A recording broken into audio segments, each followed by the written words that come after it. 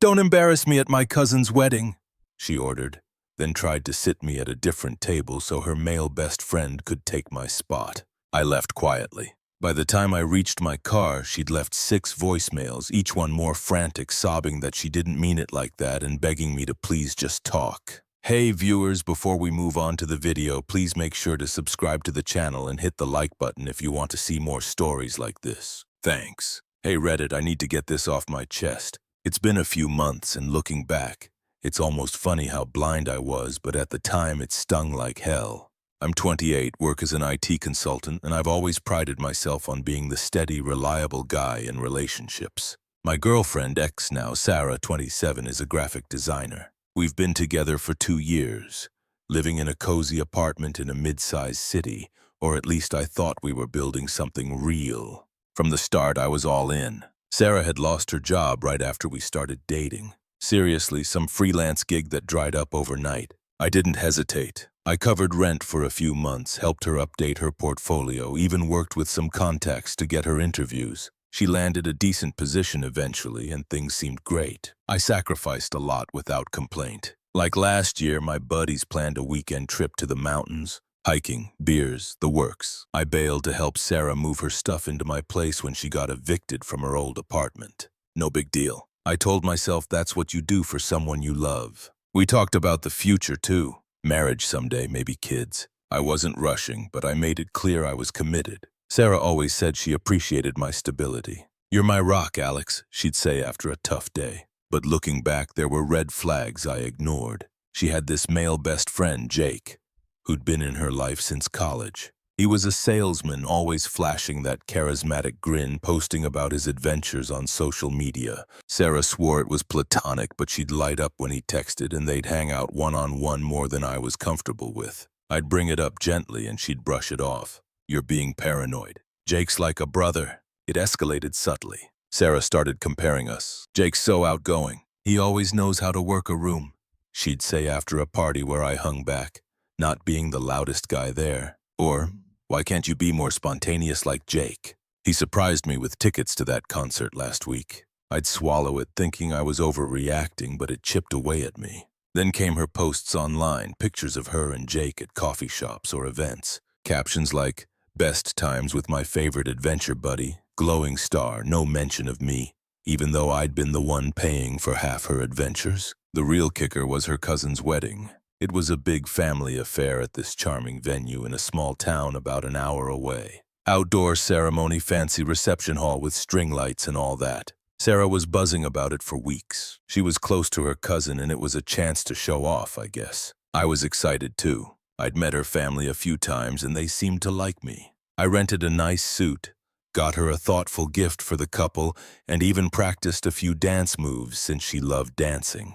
But as the day approached, Sarah got weird. She'd snap at little things like if I suggested an outfit. "Don't wear that tie. It looks too stuffy." And Jake was coming. "Of course, he's family friends too," she explained. "Fine, whatever." The morning of, we're getting ready and she's on her phone constantly giggling at messages. I peek over. It's Jake sending memes about weddings. I let it go. We arrive and the ceremony's beautiful. Sarah's all smiles, holding my hand. But afterward, at the cocktail hour, she pulls me aside. Her tone shifts, smug, almost like she's talking to a kid. "Listen, Alex," she says, glancing around to make sure no one's listening. "Don't embarrass me tonight, okay? This is a big deal for my family. Jake's great at mingling. He knows how to charm everyone. Just try to blend in." I blink, feeling a knot in my stomach. "What do you mean, embarrass you? I'm here to support you." She rolls her eyes, that dismissive smirk creeping in. "You know what I mean. Your job stories are kind of boring. IT stuff doesn't exactly light up a party, and you're so quiet sometimes. Jake's got these hilarious sales anecdotes. People eat it up. Just don't monopolize conversations, all right? Let him take the lead if we're with my aunts and uncles." Her words hit like a slap. I'd spent hours listening to her vent about work, hyping her up, and now I'm the boring one. But I nod, biting my tongue. "Sure, whatever makes you happy." The reception starts, and we're assigned to a table with her immediate family, parents, siblings, the works. Prime spot near the dance floor. I'm chatting politely with her mom when Sarah waves me over urgently. Jake's standing there, looking sharp, grinning like he owns the place. "Alex, babe." Sarah says, her voice low but firm. There's been a mix-up with seating. Jake's supposed to be at a crappy table in the back. Can you switch with him? He fits better here. My family loves him. You won't mind, right? It's just for dinner. I'm stunned. The table's full. Her parents, brother, aunts. Switching means I'm demoted to some random spot with strangers while Jake plays the charming +1. Publicly, her family would notice. Sarah, that's our table. I'm your boyfriend. Why does Jake need to be there instead? She sighs, exasperated, like I'm the unreasonable one. Come on, don't make this a thing. Jake's outgoing. He'll keep things lively. You're introverted. It's not a big deal. It's one night. Plus, he's been through a rough breakup. He could use the family vibe. You'll be fine at the other table. Just go with it. Her logic twists like a pretzel. I'm her partner, but Jake's the one who fits, and throwing in his rough breakup as if that justifies sidelining me. She's smug about it too, like she's doing me a favor by explaining. Seriously, Alex, she presses, crossing her arms. Don't be selfish. This is my cousin's wedding. It's about family. Jake's practically family. You'll survive a couple hours alone. I feel the heat rising, but I don't yell. Her family glances over curiously. Jake just stands there, smirking faintly like he knows he's won this round. If that's how you feel, I say calmly, my voice steady. Then enjoy the night. I turn and walk away, weaving through the tables without looking back. No begging, no scene, just detachment. By the time I reach the parking lot, my phone's vibrating non-stop. 6 voicemails already, each more frantic than the last. But I don't listen yet. I start the car and drive home in silence. The confusion swirling. Why was I always the backup? The one who got pushed aside for excitement. It hurt deep down, but I wouldn't chase her. Not anymore. That drive home was the longest hour of my life. The highway blurred under the streetlights, and I kept replaying the scene in my head. The way Sarah's eyes flicked to Jake like he was the prize. Her casual dismissal like I was some interchangeable accessory. Why had I put up with it for so long? The comparisons, the subtle digs, the way she'd make plans with him first and loop me in as an afterthought. I'd convinced myself it was insecurity on my part. That real commitment meant overlooking the small stuff. But this wasn't small. This was her choosing to humiliate me in front of her family at a wedding of all places, where vows and loyalty are supposed to mean something. I didn't cry or rage. I just felt this heavy numbness settle in, like I'd finally seen the truth I'd been avoiding. By the time I pulled into our apartment parking lot, my phone had blown up.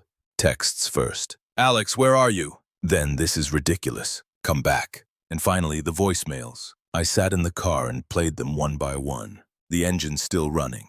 The first. Babe, what the hell? You just left. I didn't mean it like that. Jake's just better at social stuff. Call me back. Second. Okay, fine. Be mad, but you're ruining the night for me. My family's asking where you went. This is embarrassing. Third, her voice cracking a bit. Alex, please. I get it.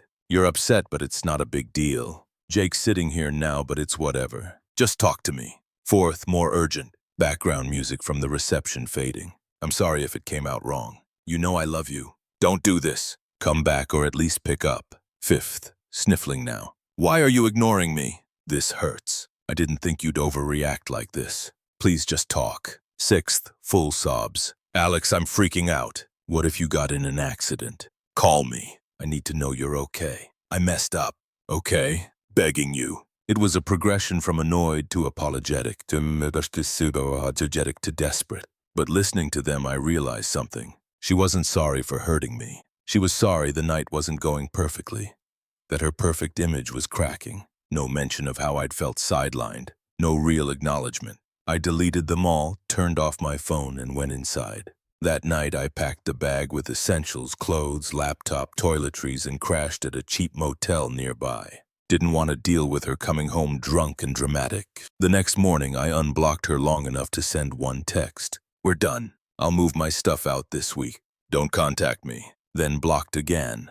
No explanations, no arguments. I called in sick to work, but really I used the day to reflect. I hit the gym, something I'd slacked on because Sarah always wanted couple time instead. Pushed through a brutal workout, sweat pouring, mind clearing. Why had I sacrificed so much? The skipped trips, the extra shifts to cover her bills, the way I dimmed my own light to let her shine. It wasn't love. It was me being a doormat. Over the next few days, I kept my head down, rented a storage unit, moved my things out bit by bit while she was at work, changed the locks on what was now fully my apartment. Our lease was in my name anyway since I'd been the stable one. I didn't post about it online, didn't vent to mutual friends, just detached, disappeared from her world. Work became my focus. I threw myself into a big project, even asked for overtime. Started hiking on weekends, something I'd loved before her but set aside. The confusion faded into clarity. This betrayal was a gift. It freed me. I heard bits through the grapevine.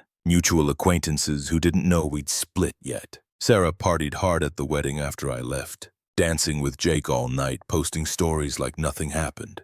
Best night ever. Family vibes. Woman dancing with Jake, tagged prominently. But cracks showed. Even then, apparently, a friend mentioned Jake got too handsy on the dance floor, and Sarah laughed it off, but her cousin pulled her aside, whispering concerns. Then karma started rolling in, slow at first, like a storm building. About a week later, I got a neutral update from a buddy who'd been at the wedding. Jake and Sarah had a blowout fight a few days post-event. Turns out Jake wasn't just her best friend. He'd been flirting heavily, using the wedding as a networking op for his sales gigs. He'd schmoozed her family for leads, got a couple of intros, then ghosted her when she pushed for more. But it got uglier. During their argument, he blew up, called her clingy, unstable, said he'd only hung around because she got him into events like that. Abusive texts leaked somehow. A screenshot made the rounds in their circle. "You're fun for a night, but you're too much drama," he'd written. "Stick with your boring boyfriend if you want stability." Sarah unraveled fast. She called out sick from work multiple times, tanking a big client project. Her boss put her on probation. Her family, who'd witnessed the seating switch fiasco, turned on her.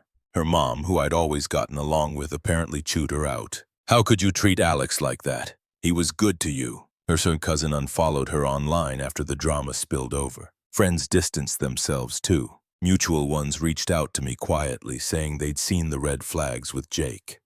But Sarah wouldn't listen. "She posted that stuff knowing it hurt you," one said. "We're sorry we didn't say anything sooner." She ended up isolated, crashing on her brother's couch after I wouldn't let her back in the apartment. Overspent on retail therapy and bar tabs, racking up credit card debt. Her social media went dark, then sporadic, vague posts about learning from mistakes that screamed regret. It was almost poetic. She'd worried about me embarrassing her, but her choices made her the family pariah. Jake.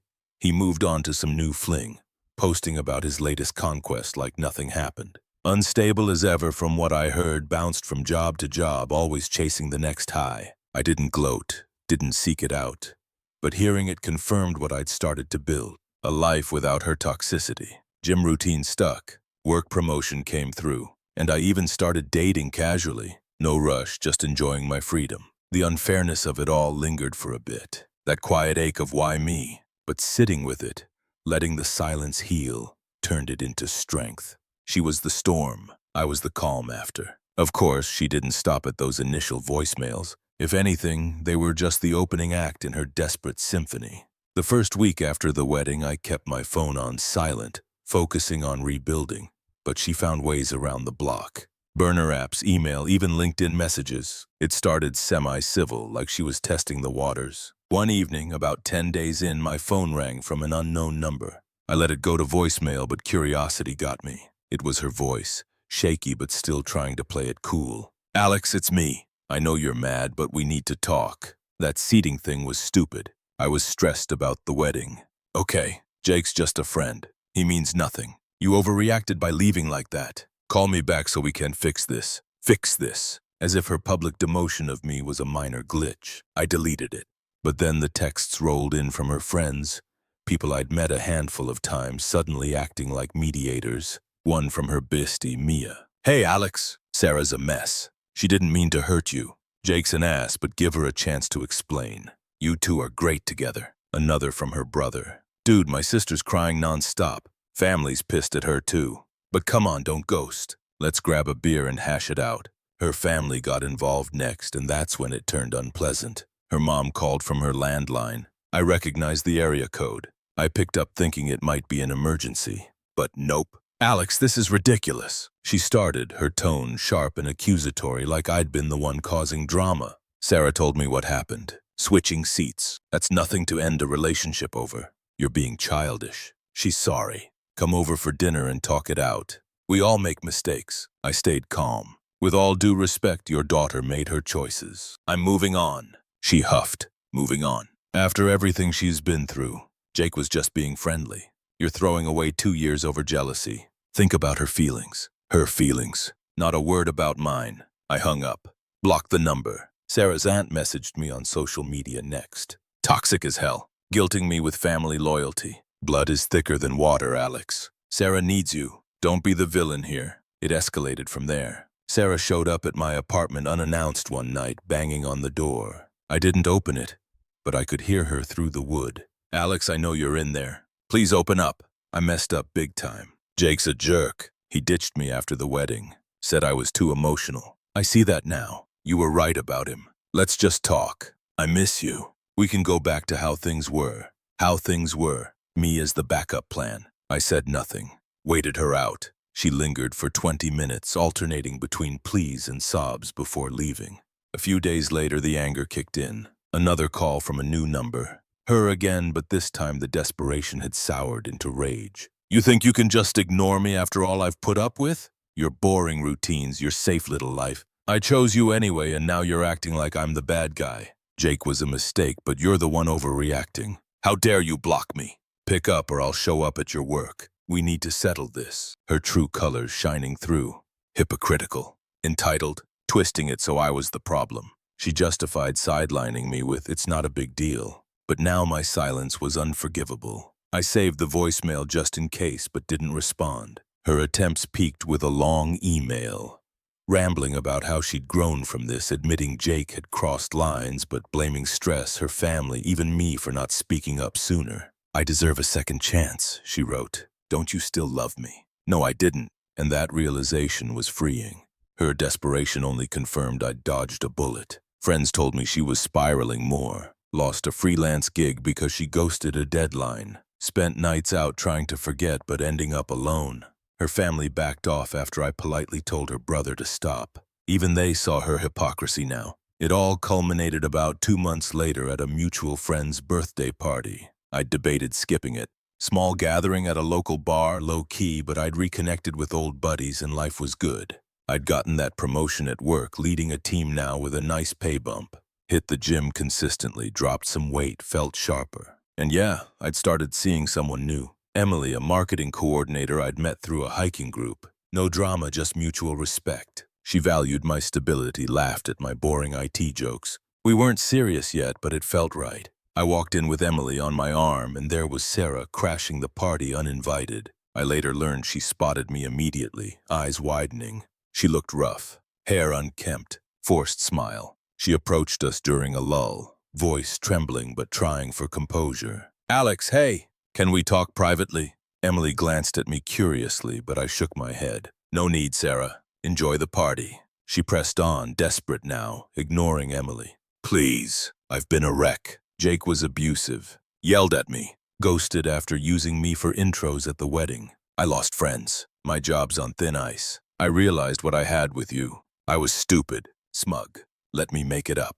We can start over. Her words dripped hypocrisy, admitting the cruelty but still centering herself. I stayed firm, voice even, no sympathy. You made your priorities clear that night. Jake fit better. Remember? Your logic then applies now. I found what fits me. Emily and I are building something real. You're irrelevant to that. She flushed, glancing at Emily, who stood there supportively.